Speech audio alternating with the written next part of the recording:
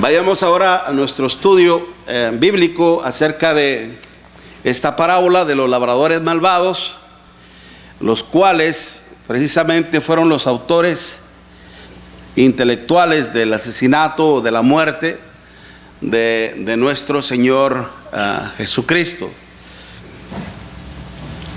Y lo decíamos, el hecho de que nuestro Dios les esté dando a saber anticipadamente lo que su pueblo iba a hacer con su hijo, esto no significa que Dios así lo había determinado. No, así Dios lo había anunciado, así Dios lo había profetizado, porque Él sabía lo que el pueblo, su pueblo, iba a hacer con su hijo. ¿Okay? Dios no determina el destino de nadie en cuanto en una forma selectiva, ¿okay? En el hecho de decir tú te salvas y tú no, como precisamente acerca de esa teoría, ¿no? De los, por ejemplo, de los 144,000 que se basan allá en Apocalipsis, que los 144,000, sabemos muy bien que los 144,000, hermanos, es un número simbólico y figurado. 12 por 12, ¿cuánto es? 144,000. Aunque que los 12 primeros 12 son los que representan a las 12 tribus de Israel, y el otro 12 representan a los apóstoles, que representan a la iglesia presente. 12 por 12 son 144, okay, que representan a todo el pueblo de Dios. Okay. Entonces, pero muchas personas dicen nada más 144,000 son los que van a estar en su gloria, etcétera, etcétera. No. Dios quiere que todos los hombres sean salvos y vengan al conocimiento de la verdad. 1 Timoteo 2:4. Entonces, el hecho de que Dios, hermanos, a través de su amado Hijo Jesucristo le está diciendo lo que ellos irían a hacer, qué intenciones ellos iban a tener con su hijo, y que lo iban sobre todo a llevar a cabo. Mas Dios tenía la esperanza de que no lo hicieran. Dios siempre ha deseado, cuando Dios nos revela su voluntad, nos advierte a través de la misma, ¿okay? Porque qué advertencia el Señor les estaba dando a estas personas. Si vamos ahí en Mateo 21, ¿okay?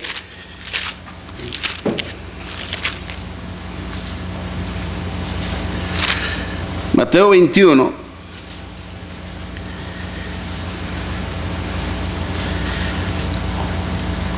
versículo 40.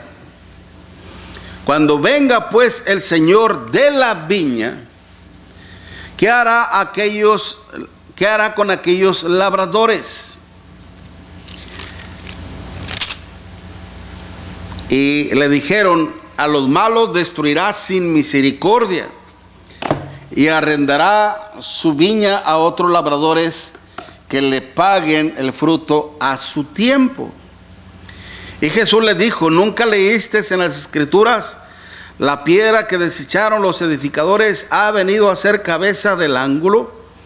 El Señor ha hecho esto, y es cosa maravillosa a nuestros ojos. Ya por la incredulidad que en ellos había. Ok. Entonces, démonos cuenta la gran advertencia que el Señor le estaba diciendo, y más aún cuando dice: por tanto os digo que el reino de Dios será quitado de vosotros y será dado a gente que produzca los frutos de él. Y el que cayera sobre esta piedra será quebrantado, y sobre quien ella cayere le desmenuzará, lo destruirá. Okay. Ciertamente hay, como decíamos, hay dos reacciones que el Señor provoca a través de su palabra. Quebrantamiento. Cuando el rey David pecó, hermanos, contra nuestro Dios, al haber forzado a la esposa de Betsabé, ¿ok? Una vez que él fue confrontado con su pecado por el profeta Natán, el rey David se arrepintió y se volvió a Dios. Y vemos allá en el Salmo 51 toda la rogativa que hizo. Y él dice: a un espíritu quebrantado y contrito, o contrito y quebrantado, no te puedes negar. ¿Okay? Cuando Dios nos quebranta, en el sentido de que Él provoca un arrepentimiento. Por eso en Romanos 2:4 dice: o menosprecias la riqueza de su benignidad, paciencia y longanimidad, ignorando que su benignidad te guía al arrepentimiento.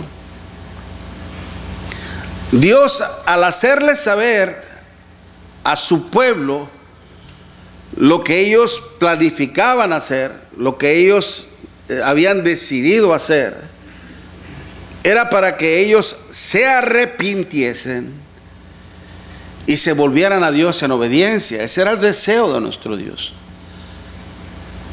Cosa que lamentablemente no fue así.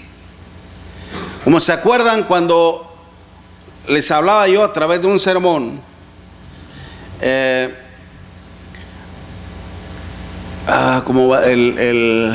¿cómo podemos vencer el pecado? Si lo podemos vencer. Okay. No recuerdo bien si ese era el título. Que cuando Dios le dijo a Caín, una vez que Caín no agradó a Dios a través de su ofrenda, y dice que su rostro se ensañó.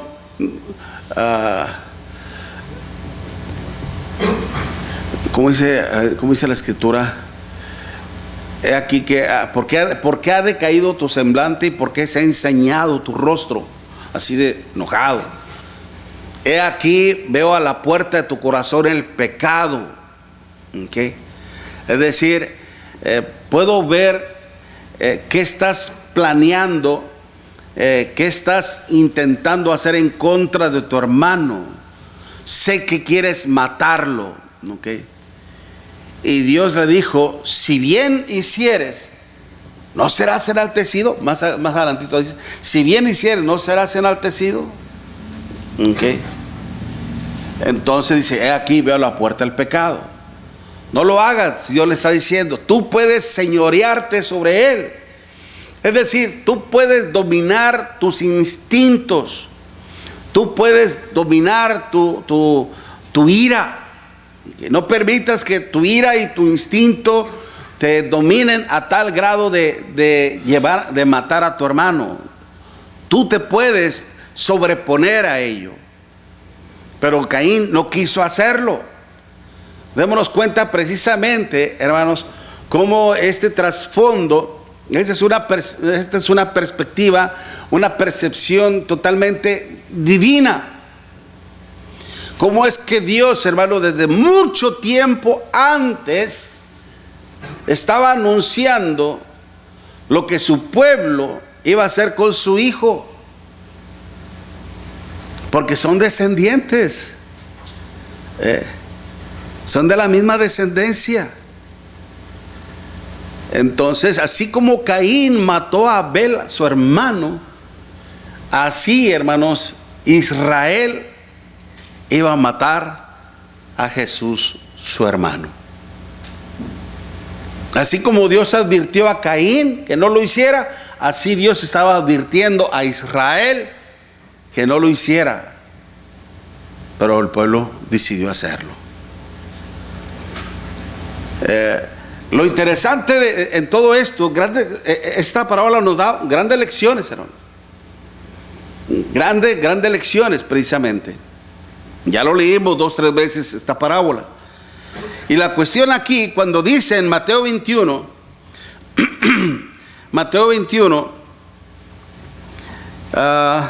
dice el versículo 34, cuando se acercó el tiempo de los frutos, envió sus siervos a los labradores para que recibiesen sus frutos.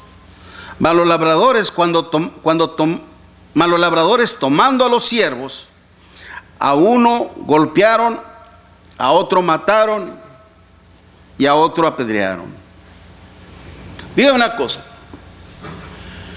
Usted como dueño de la viña, ¿qué hubiera hecho en ese momento? Usted envía sus siervos, ¿ok?, a estos labradores con una misión para recibir de ellos los frutos.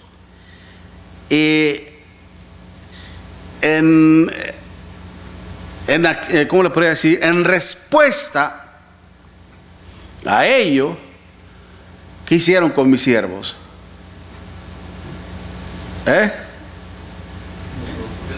¿Qué hicieron con mis siervos? A uno golpearon, a otro mataron y a otro apedrearon salvajemente. Podríamos decirlo que lo dejaron casi muerto. ¿Qué hubiera hecho usted en ese momento? Óyeme, no. Échale a la policía, échale a la autoridad, ¿verdad? Inmediatamente, tal vez usted hubiera procurado hacer justicia. No lo hizo. Envió de nuevo a otros siervos, más que los primeros. Tal vez dijo, tal vez ahora que vean que son más, van a tener cierto miedo y van a hacer lo que tienen ellos que hacer. Tienen que cumplir con su deber al ver más siervos. ¿Y qué hicieron? ¿Hicieron con ellos de la misma manera? Hicieron con ellos de la misma manera. ¿Qué hubiera hecho usted como dueño de la viña?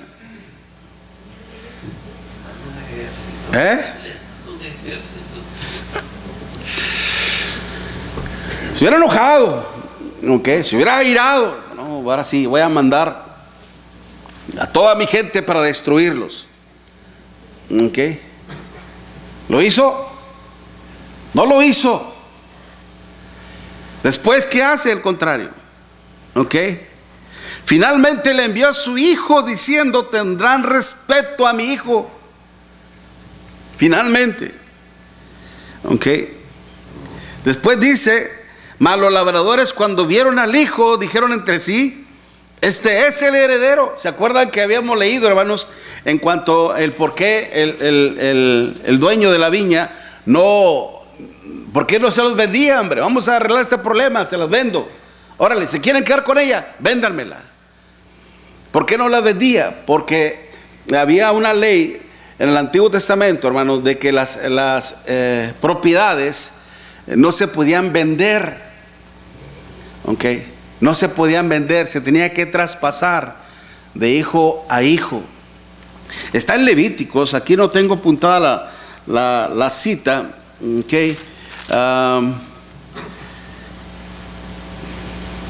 Está en Levíticos, pero tal vez, a ver, la apunté en la cita de Lucas, capítulo, ¿cuál es la?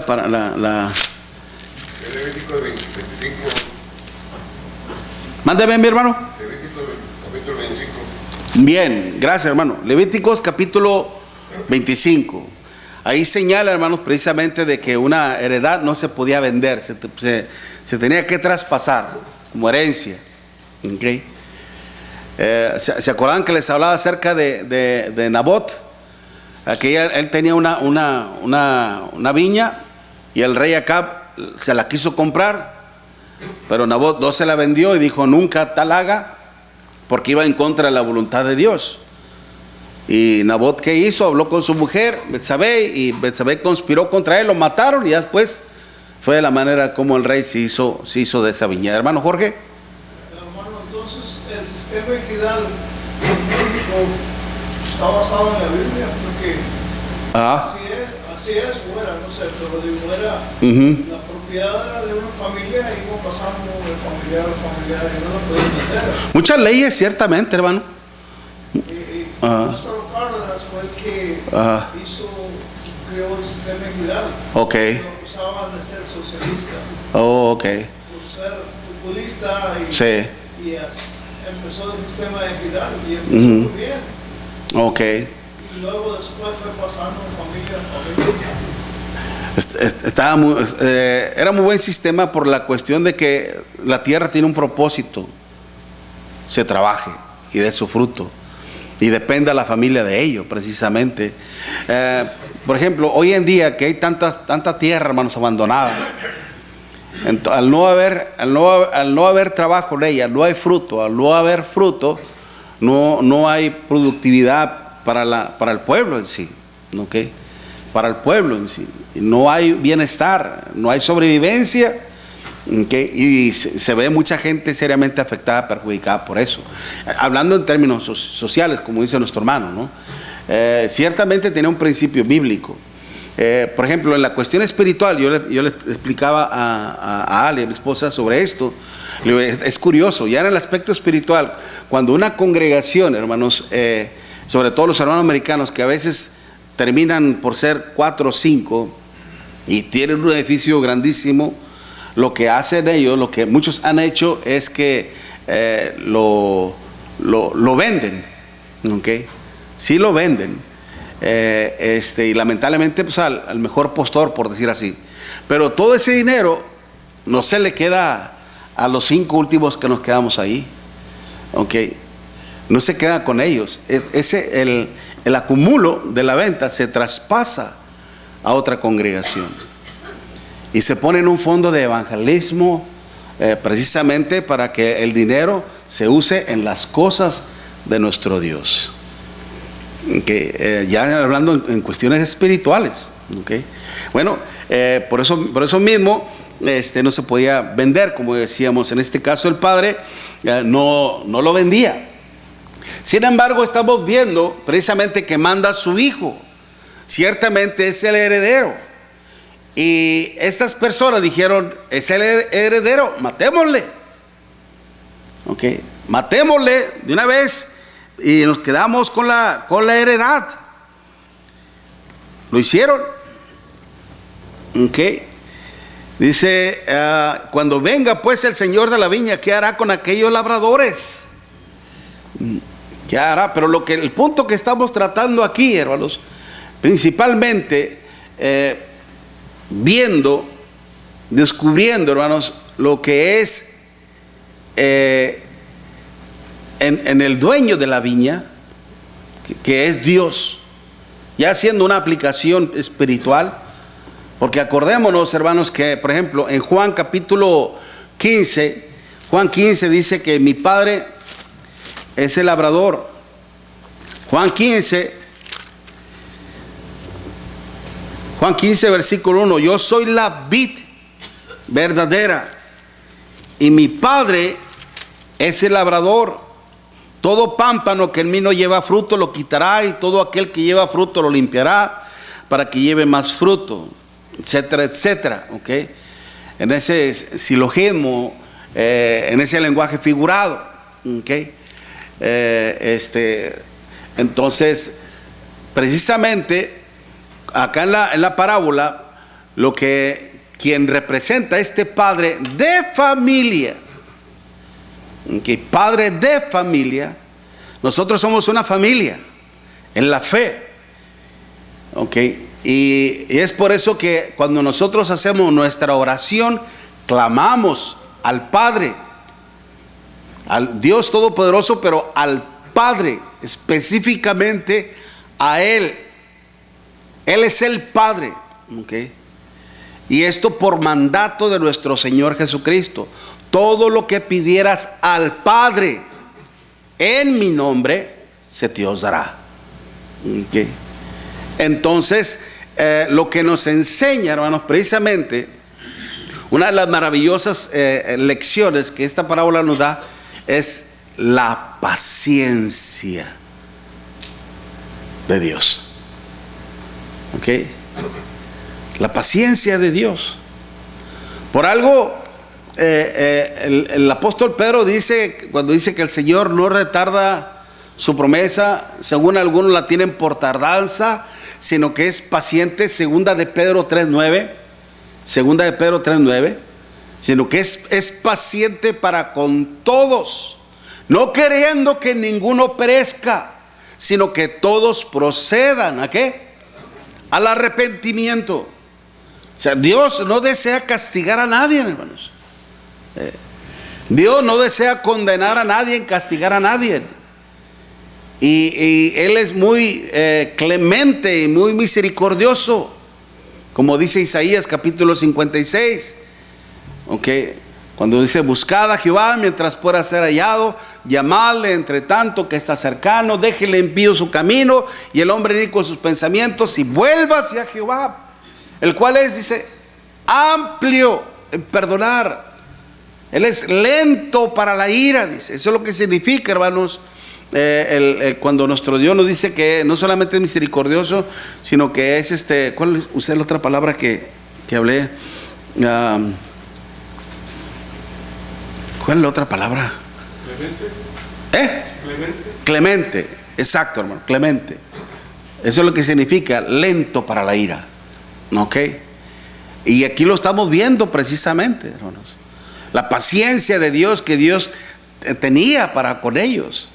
Y aunque no me quiero adelantar en la cuestión de la reacción humana, pero si Dios, hermanos, es paciente, es para que uno se dé cuenta de que tus acciones, tus malas acciones, no solamente atentan contra la naturaleza de Dios, atentan contra Dios mismo, atentan contra los planes de Dios, sino que también atentan contra ti mismo, contra tu propia persona.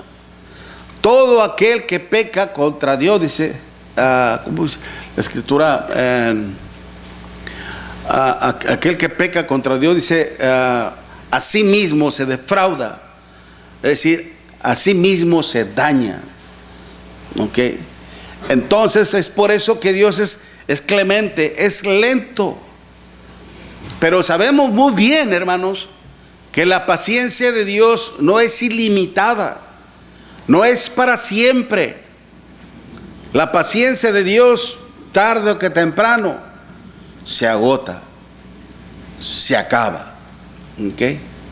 Es por eso que dice: cuando venga pues el Señor de la viña, ¿qué hará con aquellos?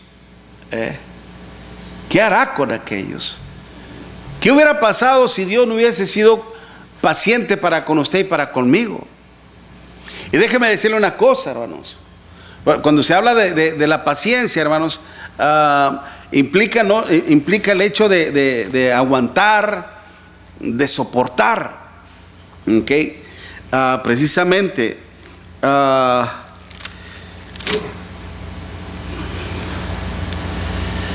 aguantar, soportar. Y déjeme ver, no lo tengo aquí escrito. Pero la idea precisamente, Dios siempre ha tenido esa buena virtud hacia nosotros. Lo hizo en el tiempo de Noé, cuando esperaba Dios la paciencia en los tiempos de Noé, 120 años. Dios fue paciente con Sodoma y Gomorra hasta que se acabó la gota de paciencia de nuestro Dios. Y con nosotros fue paciente cuando estuvimos en pecado, y que gracias a Dios nos convertimos al Señor. Pero hasta el día de hoy Dios sigue siendo paciente para con usted y para conmigo. Dígame una cosa: ¿hemos dejado de pecar? Seguimos pecando, no a la manera como lo hace el mundo, no nos equivoquemos. No es cuestión de consecuentar el pecado, practicar el pecado. No es así. Uno como cristiano, como hijo de Dios, peca a través de errores, a través a veces hasta con pensamientos muy ligeros. Pecamos delante de nuestro Dios, a veces aunque uno no quiera. Un hermano me decía: hermano, de repente le llega a uno un pensamiento insano en la mente, hermano, ¿es pecado? Sí, son los dardos de Satanás, son dardos de fuego. La cuestión es de que no los conserves ahí. inmediatamente elimínalo, quítalo. ¿Okay? Antes de que, es como un dardo de fuego, hermanos, cuando cae en una choza. ¿Qué es lo que va a hacer? Esas chozas que son así como de techo de paja, imagínense, ¿verdad? ¡Fum! Se prende de volada. Hermano José. Quizás, no quiero hacer juicio, ya que quizás cometemos muy seguido, que no concientizamos el pecado de omisión, hacer la bondad, Ajá. predicarle a alguien y lo pasamos por alto. Exactamente, ¿no? Exactamente. Pues hay pecados omitivos que a veces, ¿cómo le puedo decir? No lo llevamos a la práctica, pero se piensa de alguna manera. Okay. Mas sin embargo, por eso cuando dice Santiago, dice que cuando alguno es tentado, no diga que es tentado de parte de Dios. Dios no tienta a nadie, sino que cada uno es tentado cuando de su propia concupiscencia es atraído y seducido. Y una vez que el pecado se da a luz, una vez que el pecado se concibe, la palabra concibe es como concebir, es como dar a luz, literalmente como cuando una mujer da a luz un hijo. Así como cuando una vez que uno desobedece, se concibe el pecado. Y una vez que se da el pecado, da luz a la muerte. Hermano David. De hecho, brother, antes de venir al bautismo, tenemos un corazón de piedra, un corazón que no conoce a Dios. La única manera de poder conocer a Dios es venir al bautismo, y cuando nuestro corazón, nuestra mente empieza a hacerse de carne, empieza a desechar lo de la piedra y empieza a conocer a Dios. Pero en ese proceso de conocimiento de Dios, nos dice la Escritura que el bautismo que ahora nos salva no nos quita las inmundicias que vienen ligadas en la carne. Entonces viene siendo un proceso de piedra a carne lento. Y en ese proceso tienes tropiezos y aún todavía desea tu corazón, o a veces quiere tu corazón volver al pecado. Viene siendo como el proceso que venía haciendo el pueblo de Israel cuando venía en el desierto, que muchos habían cargado con ellos las estatuillas y los ídolos que habían traído de Egipto, y no lo dejaron en el desierto, y por eso perecieron. Y a nosotros también, váyanse limpiando de toda inmundicia con la palabra de Dios, porque les va a pasar lo mismo que al Cordero. Amén. Ciertamente es un proceso de crecimiento, un proceso de madurez, en donde nos vamos despojando de todo eso, precisamente para que esos apetitos de la carne, esos apetitos de la vida, la vanagloria de la vida, los deseos de la carne, no nos sigan afectando, ¿no? Precisamente, ¿no? Y es por eso que aún así Dios tiene paciencia y misericordia para con nosotros, porque conoce de nuestras luchas, ¿ok? Conoce de nuestras luchas.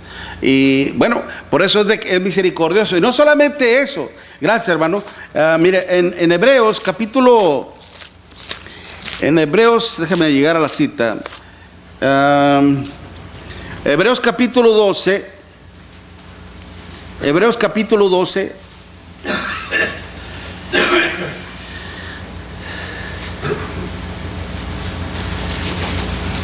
Versículo 5 en adelante, Hebreos 12, versículo 5. Ya habéis olvidado la exhortación que como a hijos se os dirige, diciendo: hijo mío, no menosprecie la disciplina del Señor, ni desmayes cuando eres reprendido por Él. Porque el Señor al que ama disciplina y azota a todo aquel que recibe por hijo. Si soportáis la disciplina, Dios os trata como a hijos. Porque ¿qué hijo es aquel a quien el Padre no disciplina? Estoy en Hebreos capítulo 12, versículo 6. ¿Okay? Dice: pero si se os deja sin disciplina, de la cual todos han sido participantes, entonces sois ¿qué? Bastardos y no hijos. Por otra parte, tuvimos a nuestros padres terrenales que nos disciplinaban y los venerábamos, es decir, los respetábamos. ¿por qué no obedeceremos mucho mejor al Padre de los Espíritus y viviremos? Y aquellos, hablando a los padres, aquellos ciertamente por pocos días nos disciplinaban como a ellos les parecía, pero o sea Dios, para lo que nos es provechoso, para que participemos ¿de qué? De su santidad. ¿Ok? De su santidad, es el propósito. Y luego dice el Espíritu Santo, es verdad que ninguna disciplina al presente parece ser causa de gozo, sino de tristeza, pero después da fruto apacible de justicia a los que en ella han sido ejercitados. Todo esto pasó con el pueblo de Israel. ¿Okay? Dios al estarles, nuestro Señor Jesucristo al estarles revelando, el Señor puso a la luz las intenciones de ellos, puso en evidencia, los descubrió prácticamente, les quitó las máscaras de sus rostros y les dijo, ustedes me van a matar, así como lo han hecho sus antecesores, sus padres en el pasado, así como de ellos hicieron con los profetas del Señor, que algunos apedreaban, otros mataban, y a Jeremías lo echaron en un pozo con estiércol. Estiércol se le llama el estiércol de vacas. No, este era estiércol de popó, en una cisterna, hermanos, imagínense. ¿Okay? Todas las atrocidades que hicieron el pueblo de Israel con los siervos de nuestro Dios, y ahora ustedes me van a matar. ¿Okay? Y le está diciendo el Señor, van a hacer esto, a consecuencia de esto Dios les va a quitar todo cuanto tienen. Era una disciplina, hermanos, era una disciplina. Y si el Señor estaba haciendo esto es porque Dios los ama. Como Dios los ama, es como cuando usted y yo que disciplinamos a nuestros hijos. ¿Okay? ¿Por qué? Porque los amamos, porque queríamos hacer de ellos buenas personas, sobre todo, no solamente buenos hijos, no solamente que en un futuro sean buenos ciudadanos, que en un futuro sean buenos padres, buenas madres, sino aún mayormente fuesen buenos siervos del Señor. Pero uno los disciplina principalmente porque uno los ama. ¿Okay? Así es nuestro Dios también. La reacción que en ellos tuvieron, hermanos, fue esa reacción muy, muy humana, es la cual vamos a ver.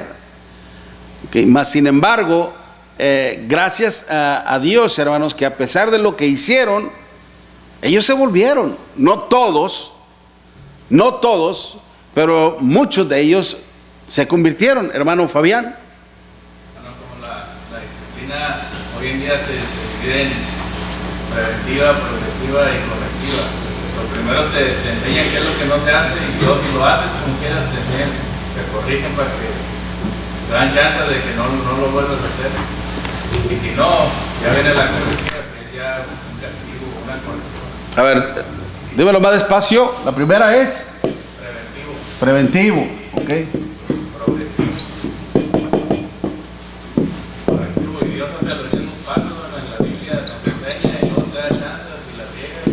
Ajá.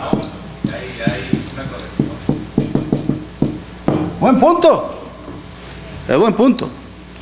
Okay. Y ciertamente, preventivo en el sentido de que te previene. Okay. Te advierte. Precisamente en la primera parte. En la segunda ya hay un ¿cómo dice? Un progreso. Okay. Primero fuiste advertido.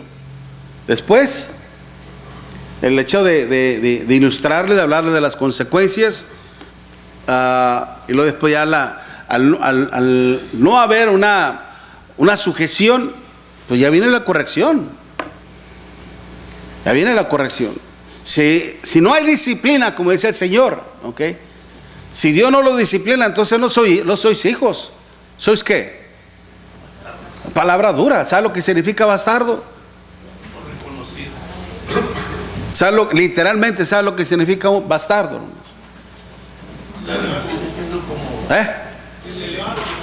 Legal, ilegítimo, ilegal, un hijo ilegal. Un hijo ilegal es un hijo fuera del matrimonio. Eso es lo que significa, un hijo fuera del matrimonio, que por lo tanto es un hijo ilegal. Pero la cuestión, hermanos, precisamente si no hay disciplina, nos trata con eso. Esta es una de las lecciones que Dios nos da principalmente, hermano David. Todo ese tema, bueno, yo pienso, esa es la segunda parte que viene, el otro acerca de lo que continúa el mismo capítulo. Todo esto cuando dice que va a traer la piedra, que va a poner la piedra, como dice aquí en la escritura, que dice la escritura, la piedra que los constructores rechazaron ahora se ha convertido en la piedra principal. Todo esto, esa prevención, esa progresividad y correctivo, todo esto lo vino trabajando Dios con los profetas desde Isaías, en capítulo 28 al 16 al 17.